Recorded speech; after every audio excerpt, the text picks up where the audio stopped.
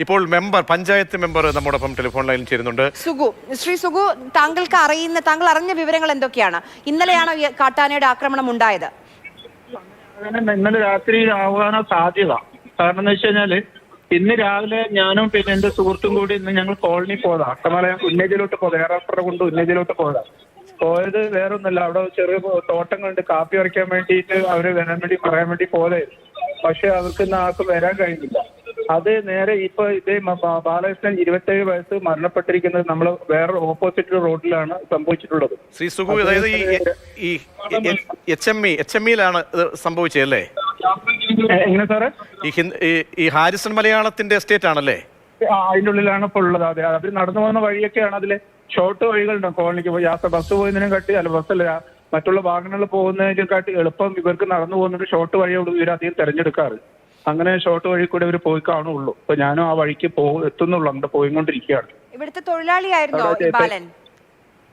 തൊഴിലാളിയല്ല, അയാൾ ഉന്നതിയിലുള്ളതാണ്. ഏറാട്ടറെ കൊണ്ട് ഉന്നതിയിലുള്ള വ്യക്തിയാണ്.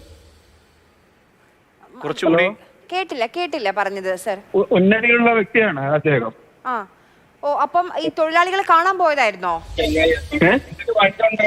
എന്തിനാ പോയതെന്നറിയാവോ? അറിയില്ല. നൈറ്റ് ചിലപ്പോ ടൗണിലോട്ട് വന്ന് സാധനങ്ങൾ എന്തെങ്കിലും വാങ്ങാൻ വന്നത് കാണാതിരിക്കാം.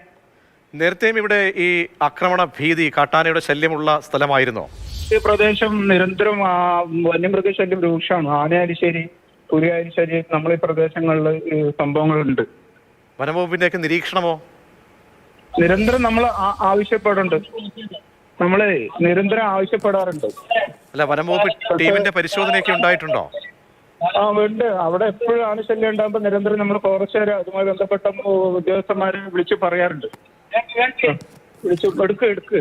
ഹലോ സുഖം, അവിടേക്ക് എത്തിയോ? ഈ ാണ് ഞാൻ അങ്ങ് 10 മിനിറ്റ് കൊണ്ട് ഞാൻ അങ്ങെത്തും. ഒരു 10 മിനിറ്റ് കൊണ്ട് ഞാൻ അവിടെ എത്തും. ഈ ബാലൻ അവിടെയുള്ള ക്വാർട്ടേഴ്സിലാണോ താമസിച്ചിരുന്നേ? അവർക്ക് നമ്മൾ ഫ്ലഡ് വന്ന സമയത്ത് ആ കോളനിക്കാരെ കംപ്ലീറ്റ് നമ്മൾ ക്വാർട്ടേഴ്സിലോട്ട് മാറ്റിയിരുന്നു.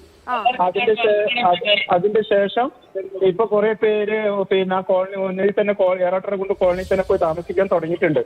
കുറച്ച് കുടുംബങ്ങൾ അവിടെ കോളനിയിലുണ്ട്.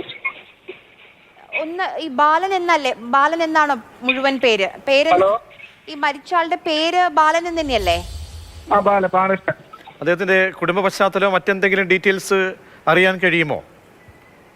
ഇല്ല, അവര് നമുക്ക് നിരന്തരം അറിയുന്ന ആൾക്കാരാണ് അവരെല്ലാം. പിന്നെ ആ കോളനിയുമായി ബന്ധപ്പെട്ട് പറയുകയാണെങ്കിൽ വേറൊരു കോളനിക്കാരൊന്നും അങ്ങോട്ട് ആ കോളനിയിൽ. നന്ദി സുഗു. കൂടുതൽ ഡീറ്റെയിൽസിന് വീണ്ടും ബന്ധപ്പെടാൻ